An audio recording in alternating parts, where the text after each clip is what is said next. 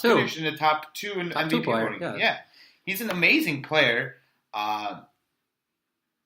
LeBron is LeBron, but, in 3 years, and we all think at least, the age is finally going to catch up. He's still going to be a great player. He's probably not going to be the best player, but I obviously could be wrong there. He keeps defying Father Time. Yes. Well, and you make a couple of great points. Okay, so not only you got to consider, okay, so there are two, like you said, their two main competitors would be Philly and Boston. Now, in this scenario where New York gets both Kawhi and Kyrie, now you've just taken away Kyrie away from Boston, and you've taken away Philly's opportunity to get Kawhi Leonard. So now, all of a sudden, even if LeBron James goes to Philly, like you said, he is 33 right now, and he probably still has 5 great years left in him. However, at some point, he is going to be 37, 38. Now you got Kyrie and Kawhi in their absolute primes, and whoever else they could pick up for that remainder of the money. Maybe it's a DeAndre Jordan, for example, who is or close to 30 right now. He actually, I think, is in his very early 30s. But now you could also pick up a defensive player like that who could give you 15 rebounds a game and score 12 points a game while shooting 700 with a 700 field goal percentage. So now you have very effective players, and you also have that number 9 pick this year, what will be probably a high pick next year, even if Kawhi goes there, just because Kawhi will be the only good player the Knicks have. Not the only good player, but the only great player the Knicks have, and they won't have many other good players on that roster. But the Knicks with Kawhi probably make the playoffs in the East. It will probably not be a lottery pick. Depending on Kawhi's health. If Kawhi plays the whole season. And even if Kawhi doesn't play, you're probably right that they should make the playoffs. I wonder if they would. I really do wonder if they would make the playoffs. But even if they don't, especially if LeBron leaves, because then the Cavs are not making. So let's say they sneak in into the 8th spot, but their draft pick is now still 15th. Now you could also package that 15th pick along with the 9th pick and one of those contracts. Maybe Joe. Even there would be a team willing to take on Joakim Noah's contract next year just because it will be an expiring contract. Sure.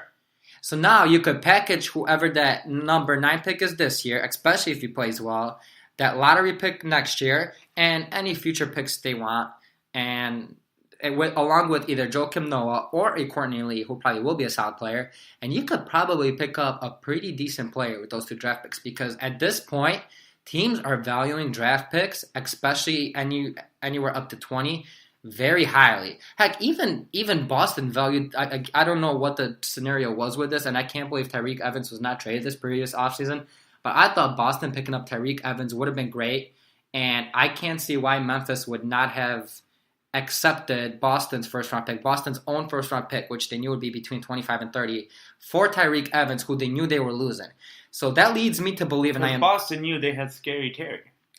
Yes, they had Scary Terry, they had Marcus Smart, but that team was not able to shoot against Cleveland. Their field goal percentage against Cleveland was extremely low.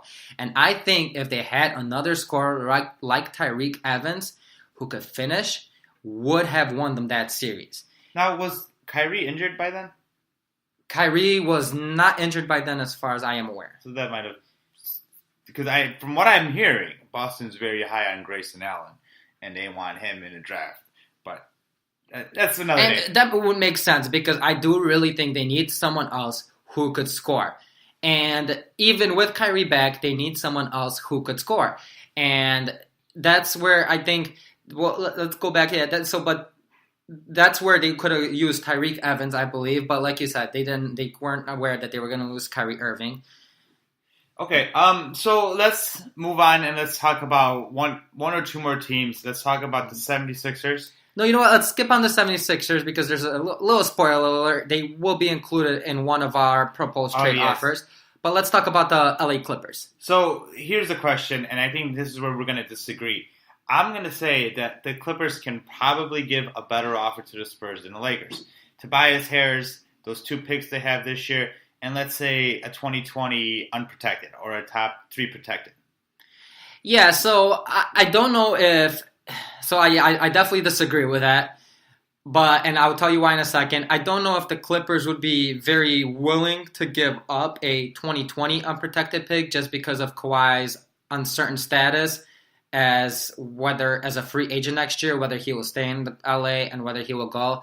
Now, if they give up Tobias Harris and those 2 first-round draft picks, all of a sudden, if Kawhi leaves, they're pretty much left with a very measly roster, especially with them having a lot of free agents next year and not having much talent on their team.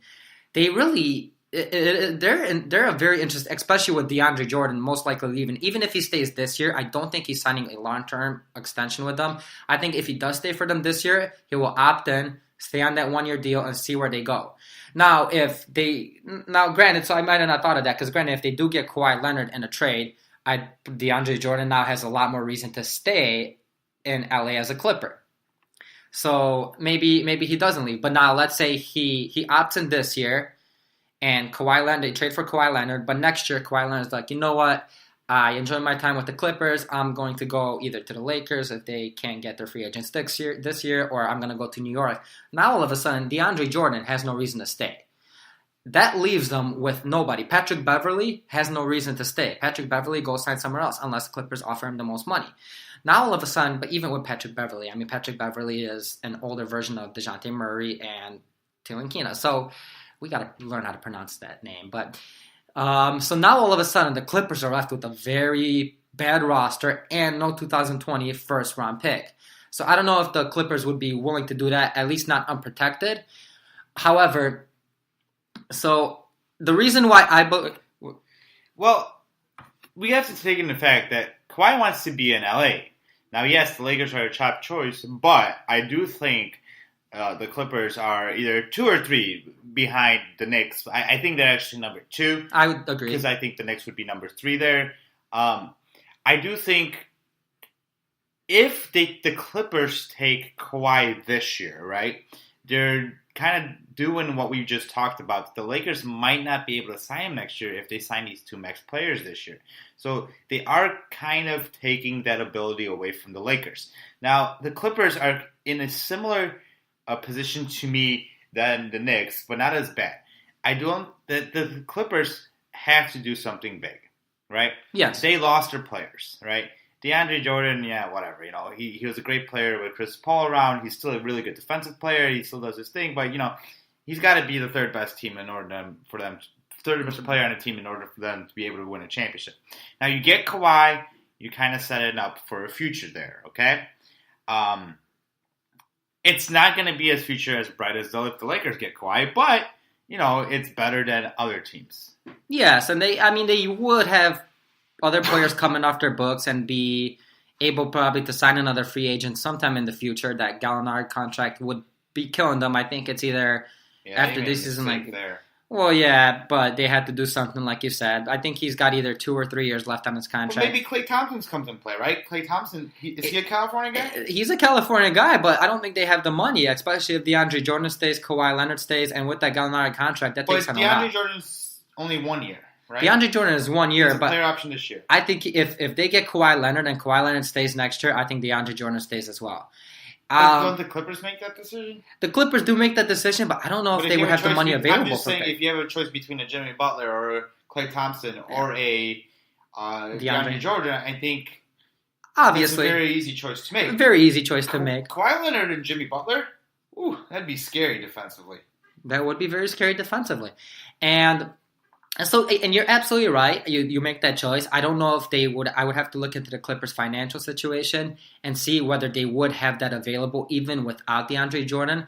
Because they gave Lou Williams that extension, right? They gave Lou Williams an extension. Like $10 million a year? About, I think, a little less, maybe about $8-9 million a year. But nonetheless, that is a decent amount of money. You have Gallinari's contract, which is terrible. I'm trying to remember. Pat Beverley comes off the books. Austin Rivers is going to probably get paid this year, unfortunately. Yeah, so because he's what? He's a player option. He's a player option this year. Yes, he's got about. And Daddy's going to pay that. Yeah, Daddy will pay it. So yeah. I mean, it would be an interesting situation. But let me dive in now to why I believe the Spurs wouldn't do it, and it's because so even though they could offer a package a lot of assets. They could offer a lot of assets. They could offer, and I think if the Spurs would trade, they probably would have Beverley included in that trade.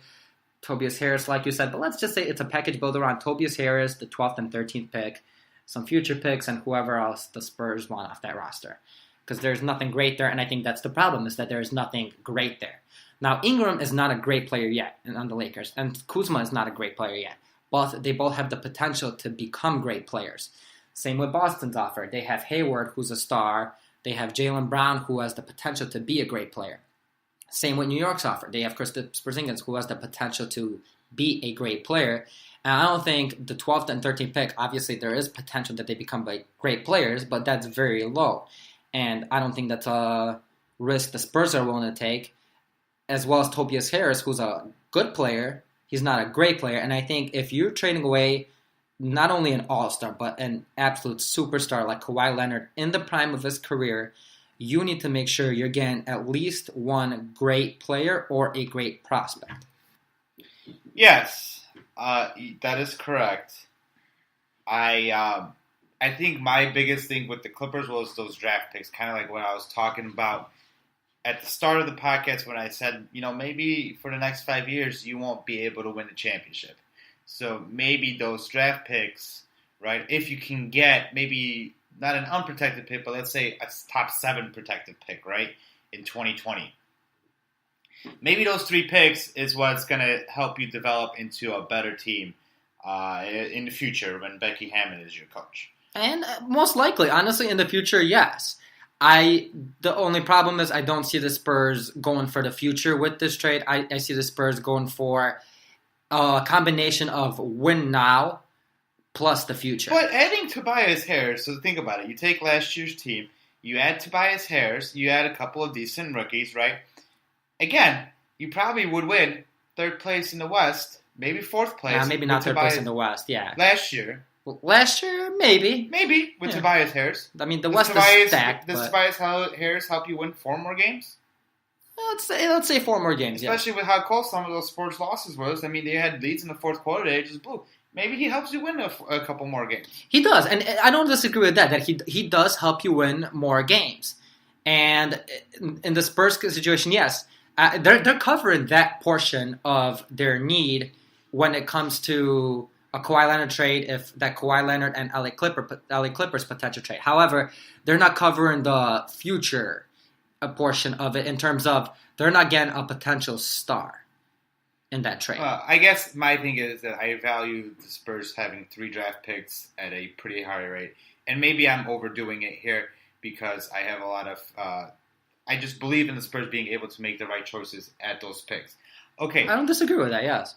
So let's move on and let's talk about a couple trade scenarios that are teams that are not necessarily talked about.